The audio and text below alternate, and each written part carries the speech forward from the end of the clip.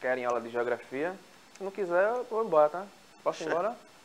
Tá bom, então vamos lá, né, sétimo ano? Bom dia, é sempre um prazer estar aqui dialogando com vocês. Mais uma aula de geografia. Turma do sétimo ano, que a gente gosta bastante de vocês, assim como as demais turmas. E aqui é um coração para você, queridíssimo professor, professora, por quê, né? Vocês também podem interagir com o nosso conteúdo, não fica limitado apenas aos estudantes, né? Estamos aqui juntos nessa caminhada, então, tanto você professor, professora, estudantes da rede, quais são as maneiras de interagir aqui conosco? Tem através da TV Nova Nordeste assistindo aqui a gente pelo 22.4, tem muita galera boa aí assistindo a gente em outras cidades, São Lourenço, Goiânia, Camaragibe, Jaboatão, Olinda. Um forte abraço para vocês, também não seria diferente. E aí, vocês aqui da nossa rede, queridíssimos estudantes, professor e professora, podem interagir diretamente com a nossa aula aqui, simultaneamente, no ao vivo. Sim, e aí, da onde é, professor? Professor, você chega aqui falando, não disse nem o seu nome, professor Gilson Soares, o rapaz, um rostinho lindo, e aí você pode interagir com a nossa aula através do nosso aplicativo, que é o Educa Recife. Por isso que a gente sempre faz menção ao QR Code que entra aqui.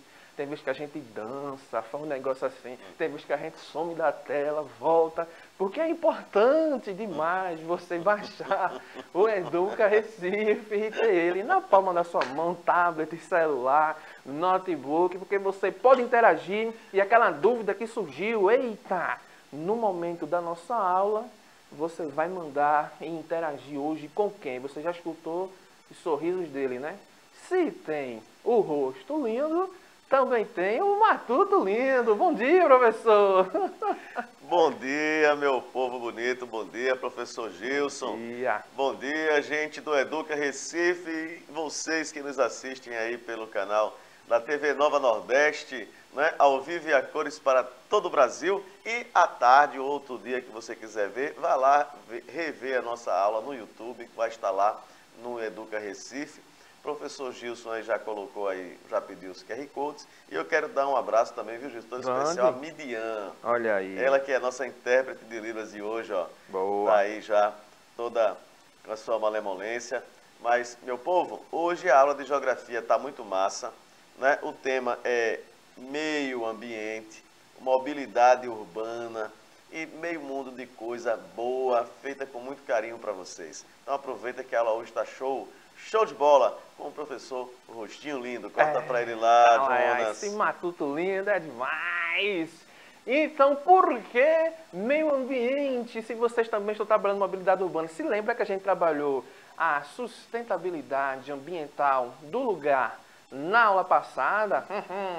E aí ficou alguns conteúdos faltando, né? Então vamos dar aqui uma relembrada e uma passada naquilo que ficamos devendo para você devido à questão do tempo. Então, a primeira coisa que chega aqui, ó, a situação das enchentes.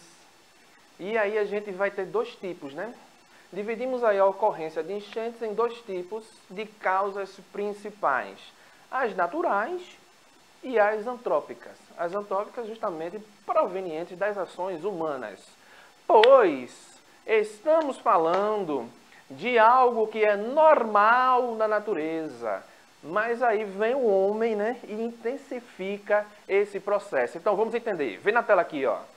Você vê aqui agora um leito de um rio qualquer, um determinado corpo hídrico passando aqui com o seu curso d'água. Você vê ali, ó, aquele azulzinho mais escuro na parte mais inferior. É justamente o curso normal das águas desse corpo hídrico. Você vai passar ali a maior parte do ano e vai ver as águas correndo justamente nesse volume, nesse curso que vai passando ali. Mas aí, devido a fatores que vão ocorrendo, né, alterações climáticas, aí aumenta o índice, que o professor Giorgio ama falar isso, né, o índice pluviométrico. E aí a gente vai ter o quê? Uma maior incidência de água nessa região. Então, aquele localzinho ali começou a chover, choveu no mês 100 milímetros. Aí depois choveu 200 milímetros. Aquela coisa toda, alterações climáticas, então, ou seja, aumentou o volume de água naquela região. E aí, essa água, ela vai escorrer e vai estar ali o quê? Alimentando as águas desse rio. Por isso que a gente tem o quê? A questão do leito menor e o leito maior. O leito menor é justamente onde esse corpo hídrico corre ali naturalmente, onde as águas estão passando ali de forma natural. Quando a gente tem esse aumento do volume de água nesse rio, pode ver que agora, ó, como subiu, como agora a faixazinha azul mais clara. E esse corpo hídrico subiu o volume das suas águas e começou a atingir outras regiões próximas. Aí ali já temos o que? O leito maior deste rio. Então, ou seja, é um aumento natural das águas desse corpo hídrico, causando ali enchentes nessas áreas próximas ali, onde a gente tem a chamada mata ciliar, vegetação ciliar, que percorre ali aqueles corpos hídricos, né? Os rios que se localizam ali, e muitas vezes existem atividades humanas que vão ocorrer justamente nesses locais. Tem a remoção dessa camada protetora, né? Se é mata ciliar, é que já faz menção justamente aos nossos cílios. Nós temos nossos olhos e temos esses cabelinhos que estão ali, que a gente, quando bate o olho, o cabelinho encosta um com o outro. Esses cílios servem de proteção para o nosso olhar, né? Chegada de impurezas, poeira, justamente. E a mata ciliar também tem essa questão da proteção do leito desse rio, para que esse leito continue ali no seu formato natural. Quando a gente tem a retirada dessa camada natural da vegetação nessa região aí de leito maior, fica mais propício o quê? O assoreamento desse rio. Então vamos ter o quê? A diminuição do leito desse rio, e aí bem mais propício que essas águas vão inundar e chegar a molhar áreas que não são do seu curso natural. Beleza, pessoal? Então, se a gente tem esse movimento natural, quando a gente tem o aumento do volume das águas desses rios, né? Então, são enchentes naturais, mas também temos o quê? As ações humanas que vão intensificar esse processo. Aí como, professor? Olha aqui na sua tela. Sim. O mau uso do espaço urbano, o entupimento de bueiros, problemas nos sistemas de drenagem, ocupação irregular ou desordenada, a remoção da vegetação e a impermeabilização do solo, que é justamente aquela tirada da camada permeável para colocar ali uma camada impermeável. Como assim, professor? Tirou ali aquela camada de solo que tinha ali de barro e colocou um asfalto, por exemplo. Então, quando a gente tem a ocupação também, ó, dessas áreas próximas aos corpos hídricos, tem a tendência, nesse aumento natural, causar inundações. Então, isso aí já faz nos remeter ao quê, ó? Ao mau uso do espaço urbano, né? A falta da infraestrutura disponível para a população se localizar, se estabelecer numa área ideal, segura. Ocorre tanto próximos a corpos hídricos, como também pessoas que vão se localizar em áreas de barreiras, por exemplo. O entupimento de bueiros é clássico, né?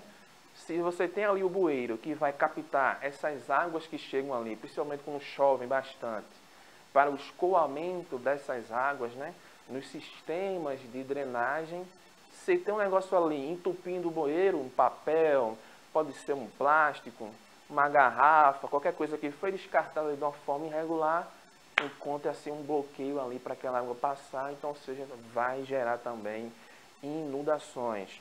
Então, fica ligado. Tem um aumento natural, beleza, choveu bastante, aumentou o índice pluviométrico, essas águas vão aumentar de uma forma natural.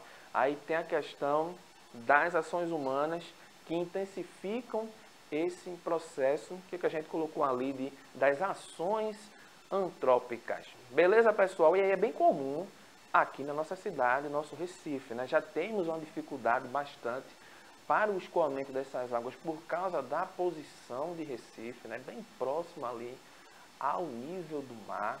Então, ou seja, essa água já tem um pouco de dificuldade já de ser escoada. E aí vem o que? As ações humanas, né? Estamos aqui num grande centro urbano, várias pessoas circulando aqui, temos várias residências, né? A dinâmica urbana muito intensa. E aí é uma área que a gente chama de planície efluvio-marinha, então, ou seja, é uma planície bastante o que? Alagada. Estão chegando os rios aqui para desaguar no oceano. Por isso que também não é tão recomendável, professor Giorgio, a gente ter aqui construções, por exemplo, de túneis. Por isso que quando a gente tem um túnel criado aqui no nosso grande centro urbano do Recife, tem que ter o quê? Um sistema de bombas para drenar aquela água que chega ali. Porque já fica, se a gente já está numa posição que é próxima ao nível do mar, professor Jorge, já está difícil escoar. Imagina, aí faz um túnel, aí já ficou abaixo do nível do mar. Como é que vai ter que escoar essa água? Utilização de bombas. Não vai escoar, né, professor? Me dê só Diga. Uma parte aí, nobre colegas. Lembrar, gente, que a cidade do Recife, o centro do Recife, ele está abaixo do nível do mar, certo? Abaixo do nível do mar. O que é que retém, muitas vezes, né, esse avanço ou a subida maior do nível da água? São os arrecifes, né? E lembrar que Recife, nessa parte litorânea, era formada por ilhas, né? Várias ilhas. Então, alguns canais de irrigação ou canais de água, de esgoto, né? Que tem aí, barra um pouquinho esse aumento da água. Quando chove e coincide com a maré cheia, algumas áreas do Recife, naturalmente, ela alaga, tá certo? A gente tem ali a Avenida Agamenon Magalhães, próximo ali ao Clube Português, né? E a Igreja da Capunga. Aquela área ali ela é clássica, até porque a própria avenida ela é um pouquinho mais baixa. Então, quando sobe né, acima de 2 metros a maré, o canal, se não for uma comporta que tem, que já foi, veja, eu me lembro, Gilson, acho que se não me falha a memória, na época do prefeito Roberto Magalhães. Há um tempinho já, viu?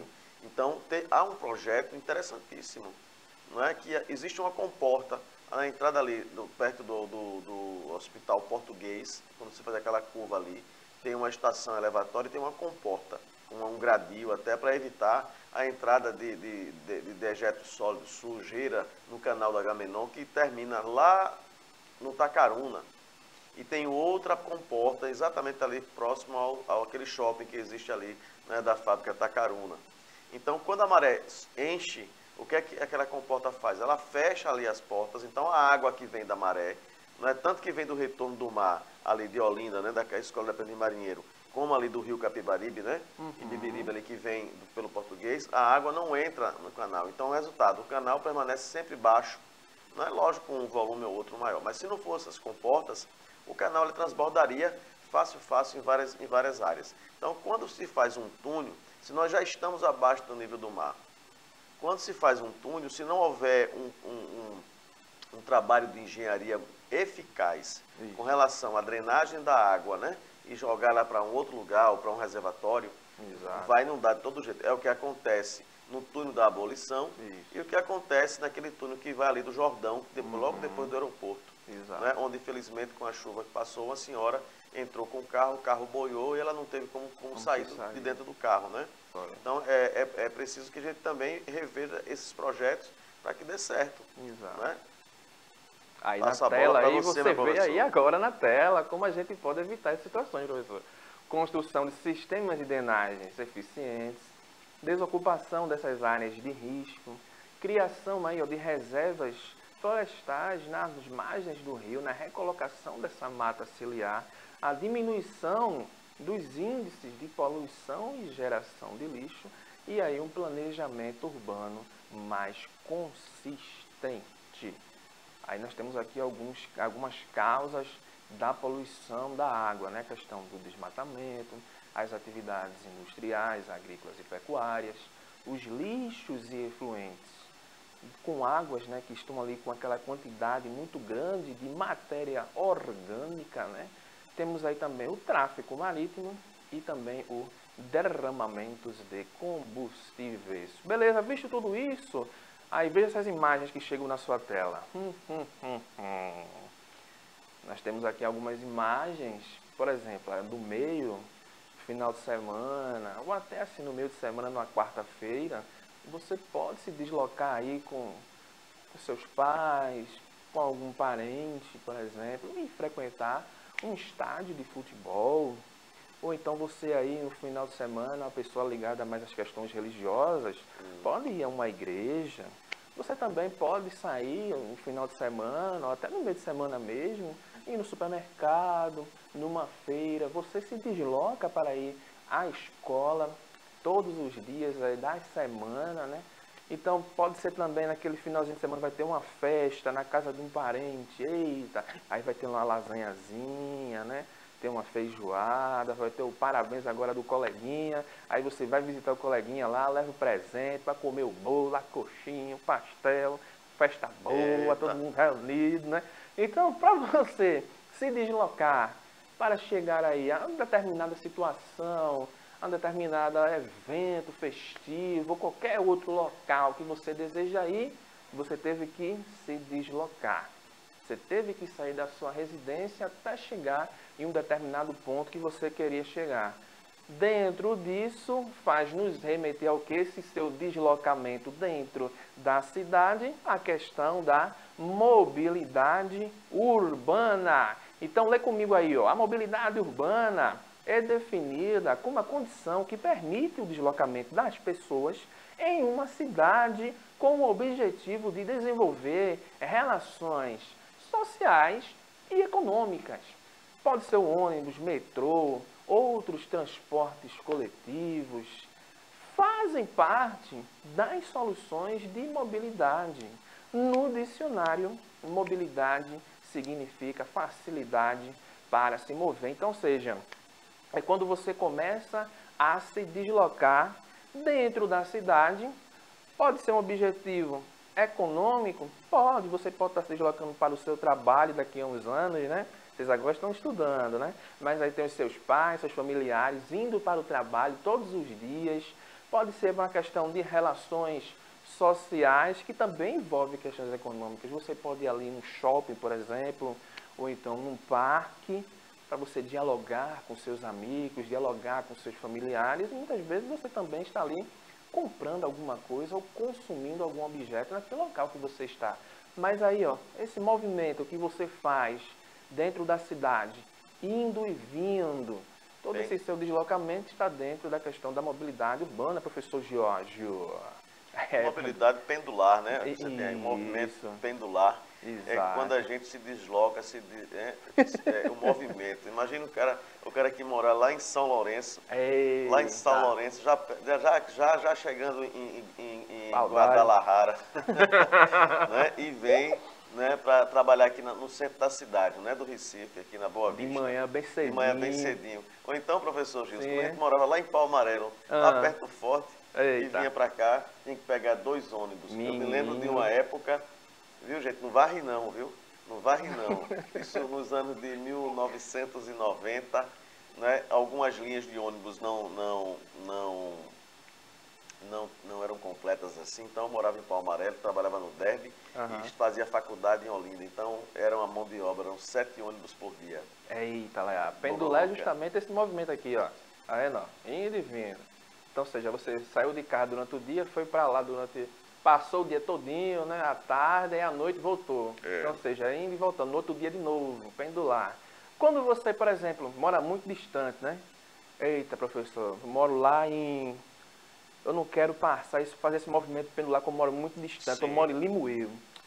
Só que demora muito. Mas Limoeiro é até pertinho, dá até para fazer esse movimento ainda, né? Limoeiro, Aí você pega uma cidade mais distante e você não quer fazer esse movimento diário. Aí você vem aqui, aí passa 1 mês, 2 meses, aí depois volta lá para visitar o povo, aí volta mais uma vez, aí passa mais 2, 3 meses, então, ou seja, tem um período maior.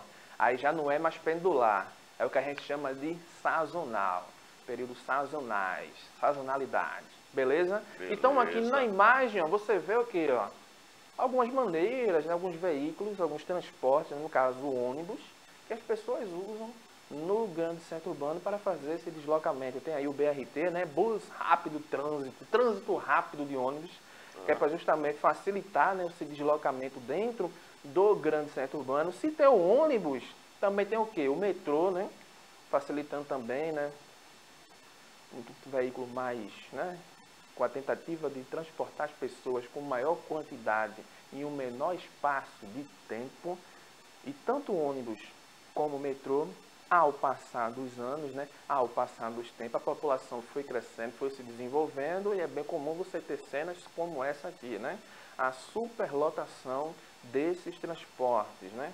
Principalmente naquilo que a gente vai chamar nos horários de pico, quando a gente tem uma demanda de veículos, de trens, que não vai se comparar à demanda populacional. A demanda populacional é muito grande. Eita, tem muita gente chegando e pouco veículo saindo.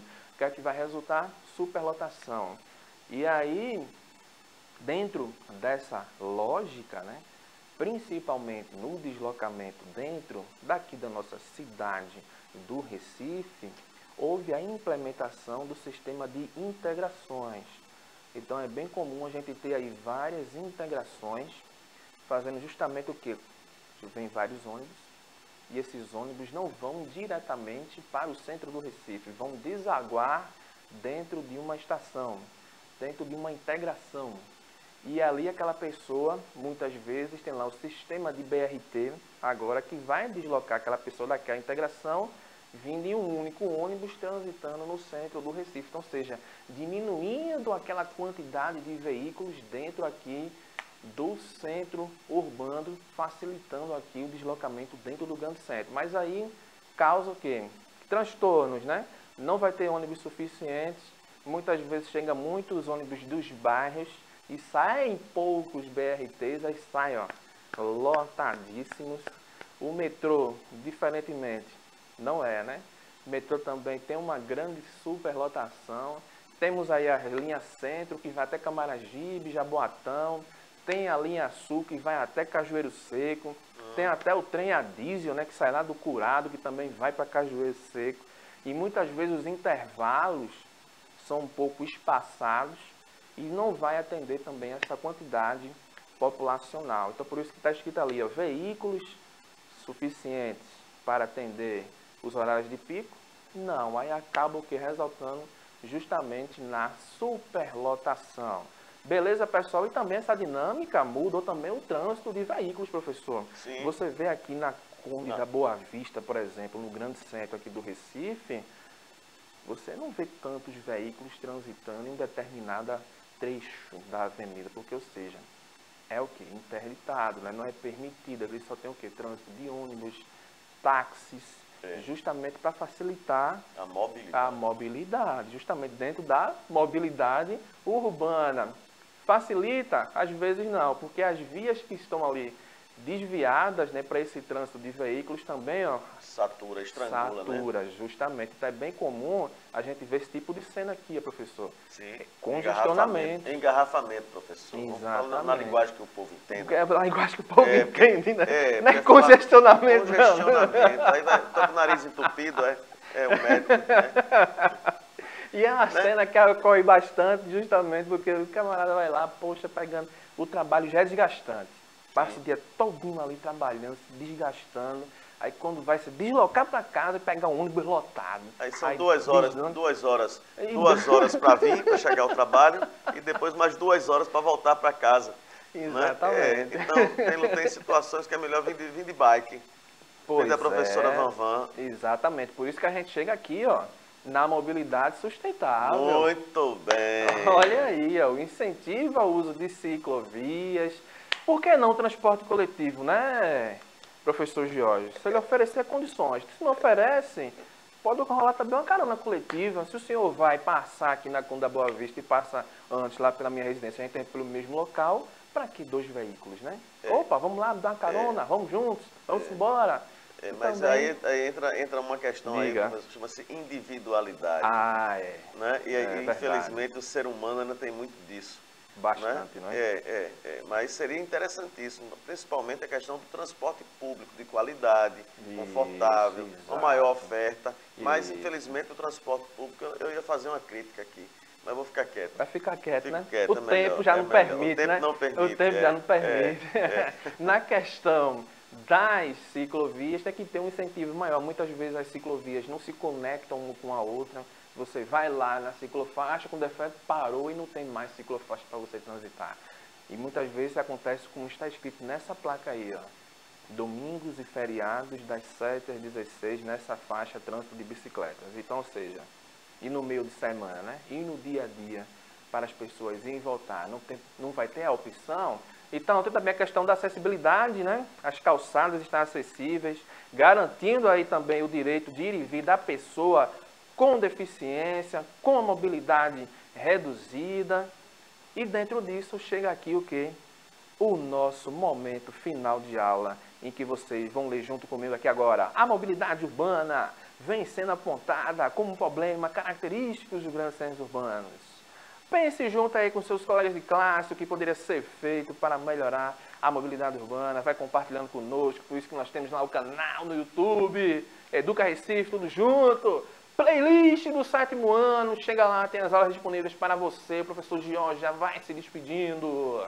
Tchau, meu povo. Um bom dia para vocês. Fiquem com Deus e até outra hora. Se ficou azul é porque a aula terminou.